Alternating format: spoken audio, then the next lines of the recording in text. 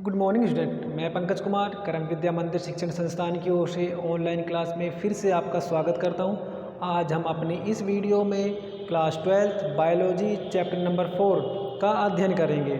आज का जो टॉपिक होगा वो होगा पादपों में पाई जाने वाली बहुभ्रूणता, अर्थात पादप बीजों में उपस्थित बहुभ्रूणता का। तो क्या होती है बहुभ्रूणता? बच्चों, हमने बहुत सारे पादप ऐसे देखे हैं जिनके बीजों से केवल एक बीज का ही अंकुरण होता है, अर्थात एक बीज में केवल एक ही भ्रूण पाया जाता है। किंतु बहुत सारे पादप ऐसे भी देखे हैं जैसे नींबू, तंबाकू, संतरा। यदि उनके बीजों को हमने भूमि में बो दिया तो उन बीजों से एक से अधिक पादप विकसित होते दिखाई देते हैं। क्या यही प्रक्रिया बहुभ्रूणता कहलाती है? चलो आज हम इसे जानने का प्रयास करते हैं। तो अपना टॉपिक होगा बहुभ्रूणता। क्या होती है बहुभ्रूणता? चलो इसे हम समझते हैं।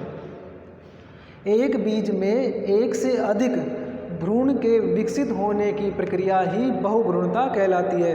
बिल्कुल हम कह सकते हैं, यदि किसी पादप बीज में एक से अधिक भ्रूण पाए जाते हैं तो एक से अधिक भ्रूण पाए जाने की प्रक्रिया ही बहुभ्रूणता कहलाती है, अर्थात बीज में भ्रूणों की संख्या एक से अधिक होना बहुभ्रूणता कहलाएगी। बहुभ्रूणता का अध्ययन या पर्यवेक्षण सबसे पहले किस वैज्ञानिक द्वारा किया गया था? चलो उसकी भी जानकारी प्राप्त करते हैं। बीजधारी पादपों में बहुभ्रूणता का पर्यवेक्षण सर्वप्रथम ल्यूएनहोक द्वारा सन 1719 में संतरा के बीजों में किया गया।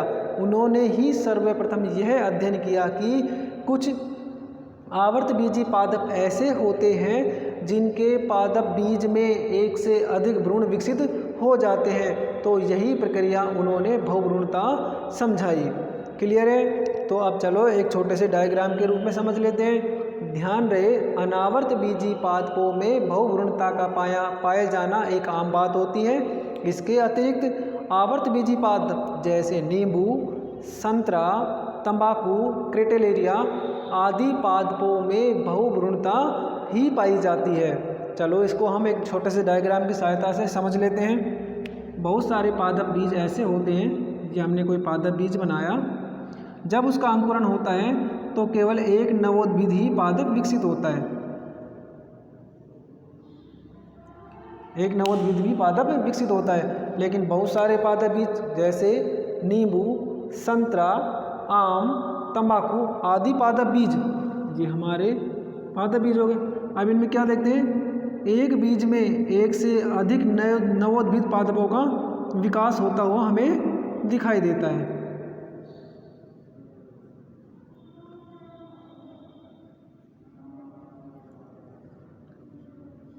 अगर किसी पादप बीज में एक से अधिक नवोद्भिद पादप विकसित होते हैं तो वो प्रक्रिया क्या कहलाती है? बहुभ्रूणता कहलाती है। चलो तो अब इसका नाम भी लिख देते हैं हम। चित्र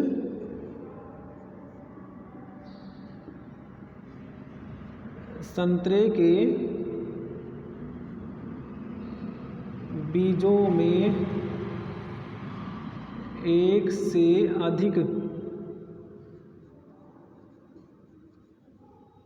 भ्रूणों का विकास।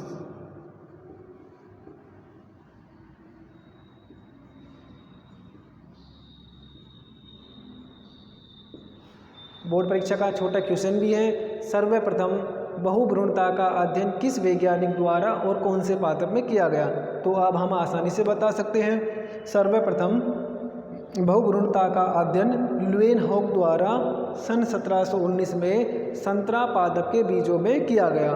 चलो तो अब हम बहुभ्रूणता के प्रकारों या इसके वर्गीकरण को समझते हैं कि बहुभ्रूणता। चलो हम बात करते हैं बहुभ्रूणता का वर्गीकरण, अर्थात बीजों में एक से अधिक भ्रूणों का विकास किस आधार पर होता है, उन्हें कितने रूपों में विभक्त किया जा सकता है, इसकी जानकारी हम बहुभ्रूणता के वर्गीकरण से प्राप्त करेंगे। चलो देखते हैं बहुभ्रूणता का वर्गीकरण। ब्राने एवं उनके साथियों, वैज्ञानिक का नाम था ब्राने एवं उनके साथियों ने बहुभ्रूणता को 4 भागों में विभक्त किया। अर्थात कह सकते हैं कि ब्राने नामक वैज्ञानिक ने यह बताने का प्रयास किया कि एक बीज में एक से अधिक भ्रूणों का विकास कैसे संभव हो पाता है। तो चलो हम सबसे पहले एक छोटे डायग्राम की सहायता से यह जानने का प्रयास कर लें कि भाई वास्तव में एक बीज में एक से अधिक भ्रूण विकसित होते कैसे हैं। चलो तो देखते हैं डायग्राम को। सबसे पहले डायग्राम में मैंने भ्रूण कोश की संरचना को बनाया। भ्रूण कोश में 7 कोशिकाएं और 8 केंद्रक पाए जाते हैं। हमने इसकी संरचना में अच्छे से पढ़ा था। ठीक है, दूसरा डायग्राम बनाता हूँ बीजांड का। ये बीजांड का डायग्राम हो गया। क्लियर है?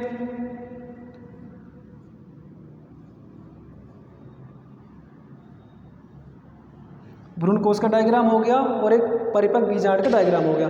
अब ब्राने वैज्ञानिक ने क्या बताया कि एक बीज में एक से अधिक भ्रूणों का विकास निम्न कारणों से हो सकता है। चलो तो वो कौन कौन से कारण हैं। नंबर 1, हम चारों कारणों को छोटे से डायग्राम की सहायता से समझ लेंगे। नंबर 1, निषेचन क्रिया के पश्चात जब नर युग्मक परागकोश में प्रवेश कर जाते हैं, प्रवेश करने के पश्चात एक नर युग्मक तो अंड कोशिका से संलयित हो जाता है, अर्थात निषेचन क्रिया को कंप्लीट करता है। जब निषेचन क्रिया कंप्लीट हो जाती है तो किसका निर्माण होता है? युग्मनज का। किसका निर्माण होता है? युग्मनज का निर्माण होता है। तो हम कह सकते हैं कि निषेचन क्रिया के पश्चात प्रत्येक बीज में एक भ्रूण विकसित हो जाता है। ये तो प्रत्येक बीज में हो गया, सामान्य सी बात है। लेकिन हमें एक बीज में एक से अधिक भ्रूणों को विकसित करना है, तो वो कैसे विकसित होंगे? अब क्या होता है, यदि इस युग्मनज में जो हमारे निषेचन क्रिया के पश्चात युग्मनज का निर्माण हुआ था, अगर उसमें विदलन हो जाए, वो अलग अलग भागों में बट जाए, तो बटे हुए प्रत्येक भाग भी नए बीजों बटे हुए प्रत्येक भाग भी नए भ्रूणों का विकास कर सकते हैं। तो ये भी एक कारण है कि यदि युग्मनज में विभाजन हो जाए और विभाजन होने के पश्चात युग्मनज अलग अलग भागों में बट जाए, तो वो प्रत्येक भाग नए भ्रूण को विकसित कर सकते हैं। तो एक बीजांड में, एक बीज में कितने पादप बन गए? 3 भ्रूण पादप निर्मित हो गए। क्लियर है? ये भी कारण हो सकता है। अब दूसरा कारण क्या हो सकता है? नंबर 2, एक अंड कोशिका और नर युग्मक आपस में संलयित होकर युग्मनज का निर्माण करते हैं। सभी पादपों में ये कॉमन सी बात है। ठीक है, निषेचन क्रिया के पश्चात एक बीज का, एक पादप भ्रूण का निर्माण हो गया। अब इसके बाद क्या होगा? भ्रूण कोश में बहुत सारी कोशिकाएं भी तो हैं, 7 कोशिका और 8 केंद्रक है। लेकिन एक कोशिका ने तो युग्मनज बना लिया, बाकी कोशिकाएं भी तो बची हुई है। ये भी तो पादप भ्रूण का विकास कर सकती है। बिल्कुल, निषेचन के पश्चात प्रथम कोशिका युग्मनज का निर्माण करती है, लेकिन उसके अतिरिक्त जो शेष कोशिकाएं बची हैं वो भी युग्मनज या भ्रूण बना सकती हैं। तो 2 कारण हो गए। अब तीसरा कारण क्या पढ़ते हैं? तीसरा कारण में क्या पढ़ा? भ्रूण कोश में सामान्य रूप से निषेचन के पश्चात युग्मनज बनता है। भ्रूण कोश में निषेचन क्रिया के पश्चात युग्मनज बन गया। ठीक है, लेकिन अब बीजांड का है, ये जो पूरे बीजांड की संरचना है, इसकी भी तो कोशिकाएं हैं। कौन कौन सी? ये हो गया बीजांड का है।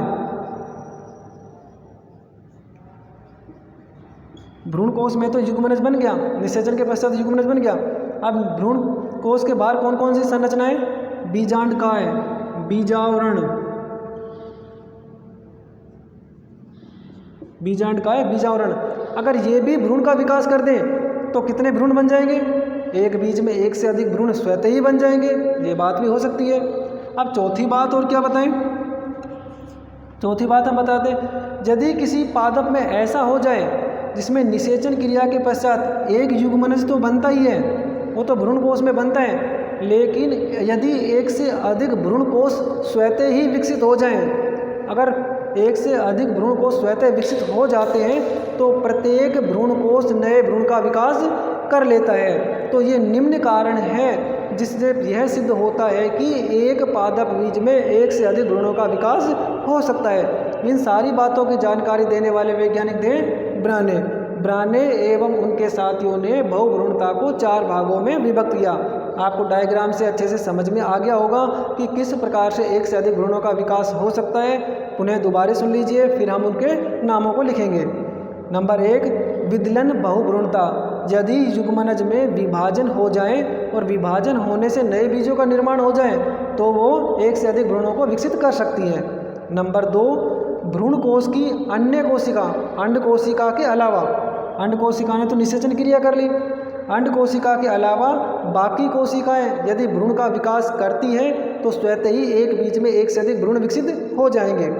नंबर 3, यदि किसी भ्रूण कोश में निषेचन के पश्चात युग्मनज का निर्माण होता है, युग्मनज के अतिरिक्त बीजांडकाय या बीजावरण भी बीज को या युग्मनज को निर्मित करते हैं तो स्वतः ही एक बीज में एक से अधिक भ्रूण विकसित हो जाएंगे। और नंबर 4 में हमने क्या पढ़ा, यदि किसी बीजांड में एक से अधिक भ्रूण कोश विकसित हो जाते हैं तो प्रत्येक भ्रूण कोश नए भ्रूण का विकास कर लेता है। तो इस प्रकार से एक पादप बीज में एक से अधिक भ्रूण विकसित हो जाते हैं। चलो तो अब हम उनके नामों को पढ़ते हैं कि ब्राने ने क्या बताया कि पादप बीजों में एक से अधिक भ्रूणों का विकास किन किन कारणों से हो सकता है या इसके वर्गीकरण कौन कौन से हैं। आप इसे जल्दी से नोट कर लेना। चलो तो अब लिखते हैं बहुभ्रूणता का वर्गीकरण। नंबर 1, विदलन बहुभ्रूणता। नंबर 2, भ्रूण कोश में अंड कोशिका के अतिरिक्त अन्य कोशिका से भ्रूण का विकास। नंबर 3, भ्रूण कोश के बाहर स्थित बीजांड की अन्य कोशिका से भ्रूण का विकास। और नंबर 4, बीजांड में एक से अधिक भ्रूण का विकास। तो ब्राने नामक वैज्ञानिक ने निम्न 4 कारण बताए जिनके आधार पर एक पादप बीज में एक से अधिक भ्रूणों का विकास हो सकता है। कौन सा? नंबर 1, विदलन बहुभ्रूणता। यदि युग्मनज में विभाजन हो जाए और युग्मनज विभाजित होकर टुकड़ों में विभक्त हो जाए, विभक्त होने से प्रत्येक टुकड़े नए भ्रूण का विकास कर सकते हैं, पहला कारण। नंबर 2, भ्रूण कोश में अंड कोशिका के अतिरिक्त अन्य कोशिका से भ्रूण का विकास। निषेचन के पश्चात अंड कोशिका भ्रूण तो बनाती है, लेकिन अंड कोशिका के अतिरिक्त यदि अन्य कोशिका भी भ्रूण का विकास कर लेती हैं तो स्वतः ही एक बीज में एक से अधिक भ्रूण बन जाएंगे।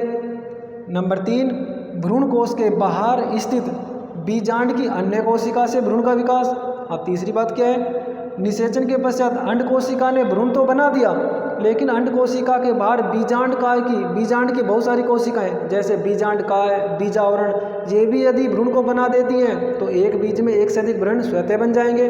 और नंबर 4, बीजांड में एक से अधिक भ्रूण कोश का विकास। यदि किसी पादप बीज में एक से अधिक भ्रूण कोश विकसित हो जाते हैं तो प्रत्येक भ्रूण कोश नए भ्रूण के निर्माण में सहायक होता है। तो निम्न 4 कारणों के आधार पर एक बीज में एक से अधिक भ्रूण विकसित हो सकते हैं। आप इन्हें जल्दी से नोट कर लीजिए।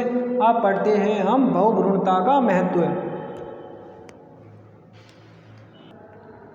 बहुभ्रूणता का महत्व क्या होता है? बहुभ्रूणता का महत्व चलो नोट करते हैं। बीजांडकायी भ्रूण से विकसित पादपों के सभी लक्षण मातृपादप के समान होते हैं, अर्थात इस विधि से जितने भी पादप विकसित होंगे वो गुणों और लक्षणों में मातृपादप के बिल्कुल समान होंगे। नंबर 2, भ्रूणकायी बीज जो विकसित होंगे वो संकरण ओजयुक्त होंगे। संकरण ओज का मतलब होता है जो संतति उत्पन्न होती है वो गुणों एवं लक्षणों में माता पिता से अधिक प्रभावशाली होती है। तो इस विधि से जो भी संकर पादप विकसित होंगे वो संकर ओजयुक्त होंगे। और नंबर 3, बीजांडकायी भ्रूण से पादप रोग मुक्त होते हैं, अर्थात नींबू में विषाणु मुक्त क्लोन पादपों का निर्माण इसी विधि द्वारा किया जाता है। आप इसे जरूर याद रख लीजिए।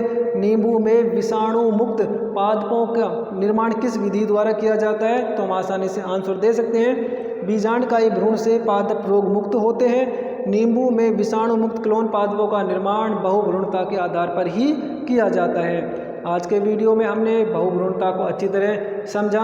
आप इसे जल्दी से नोट कर लीजिए।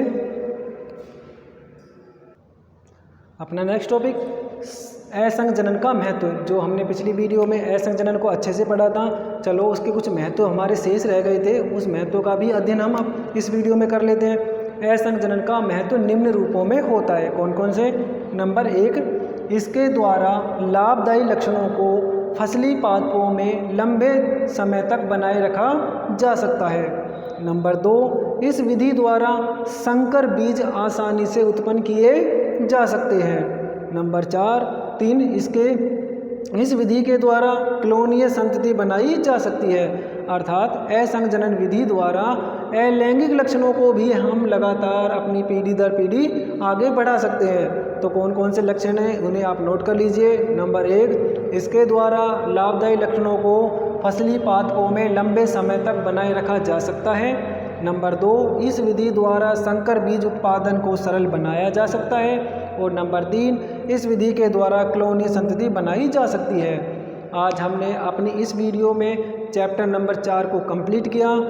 आगे आने वाली वीडियो में चैप्टर नंबर 5 की शुरुआत करेंगे। तो आप हमारे इस वीडियो को लगातार देखते रहें, चैनल को लाइक करें, सब्सक्राइब करें और कमेंट भी ज़रूर करें। धन्यवाद।